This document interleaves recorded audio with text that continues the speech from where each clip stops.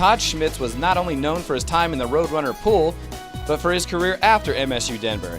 He was an All-American swimmer for the Red and Blue and was a 4-year letter winner for the men's swimming team.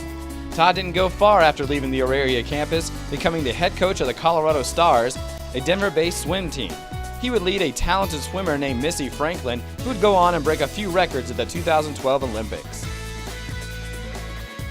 Talk about some tough acts to follow. Todd said this is going to be no big deal.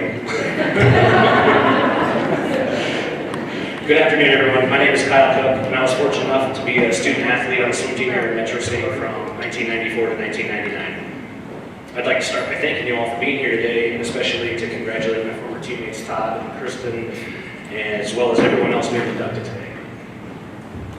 I met Todd in April of 1997 when he came to visit Metro State on a recruiting trip.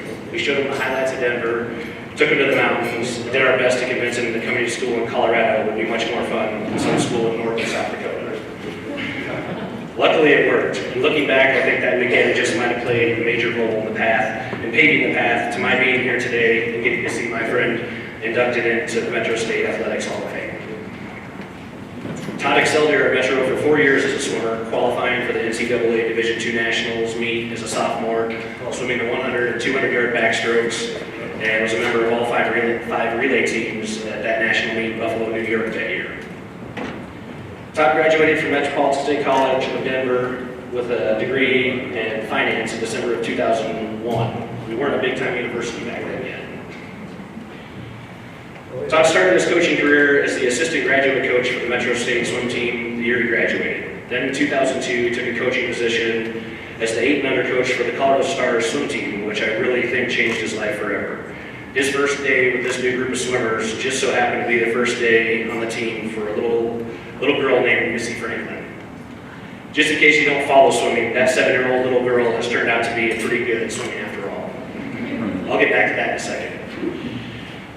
I don't think Todd ever dreamt where swim coaching would wind up taking him, but I remember even back then seeing the joy in his face whenever he talked about how much he loved his new job coaching kids to swim.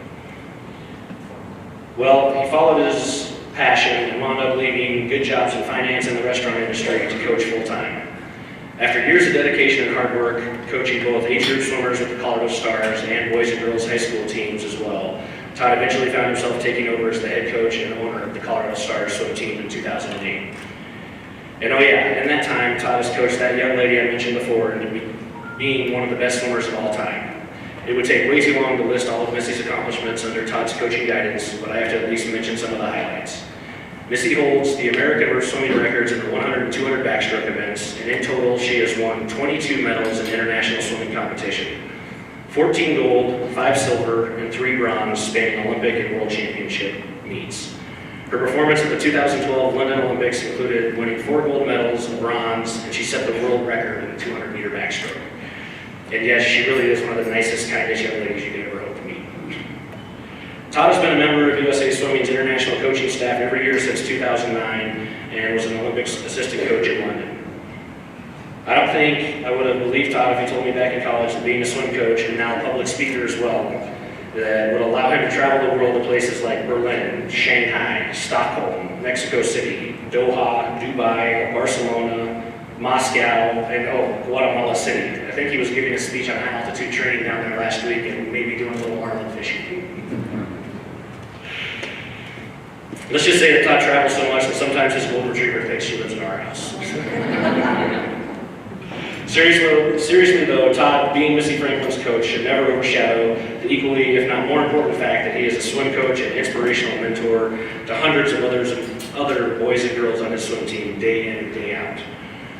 I know a lot of those kids may not ever get to be Olympic champions, but they are all learning valuable skills, life lessons, as well as the determination, desire, and dedication it takes to one day maybe become a college athlete, which just might change their lives. Thank you. I'm very proud and honored to introduce my friend, Coach Todd Schmitz. So, like Kyle said, I speak around the world now about what I love to do.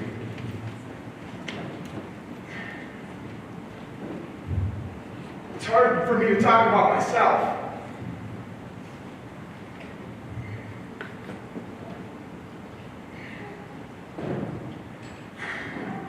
I remember moving here in '97. I lived downtown and driving to the campus every day and seeing the mountains. And I just remember thinking to myself, like, none of my friends get to look at this every day.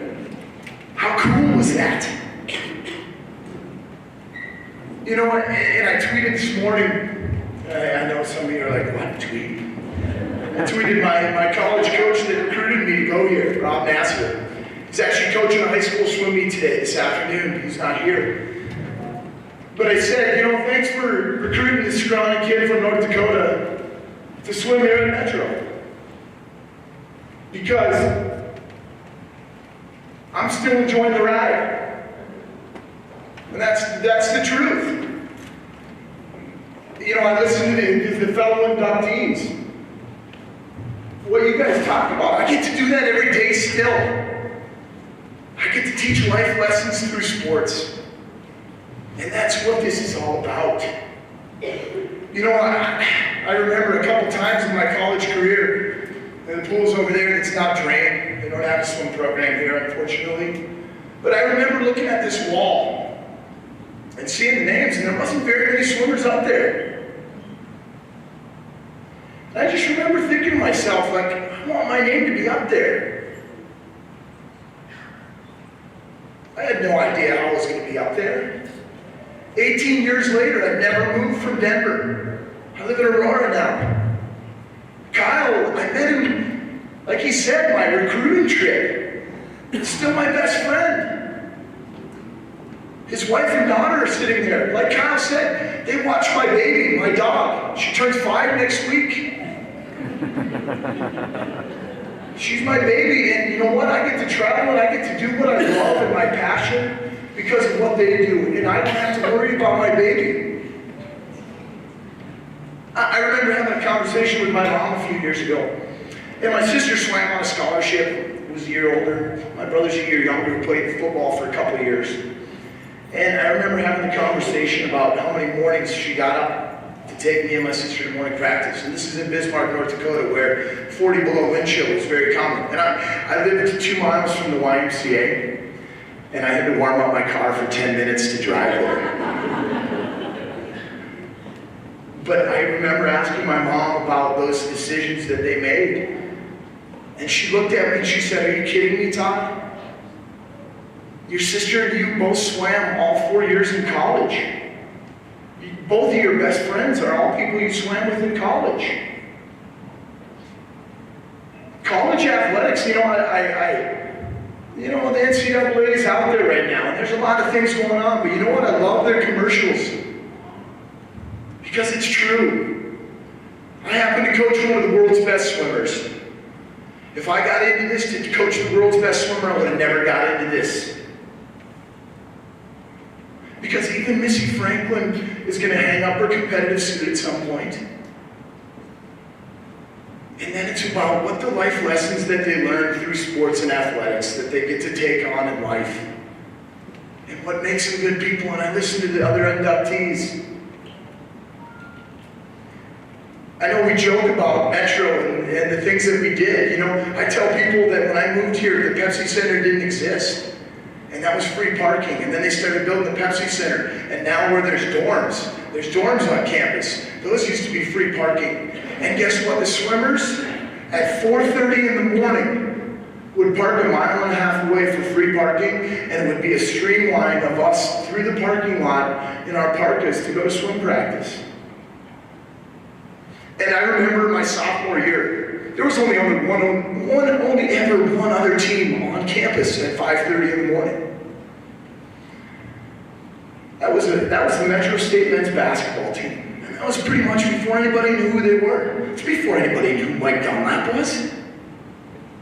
Mike Dunlap didn't know who I was. And I ran into him in the hall one morning. And I just said, "Hey, Coach, I got a question for you." And he kind of looked up. "Yeah, what can I do for you?"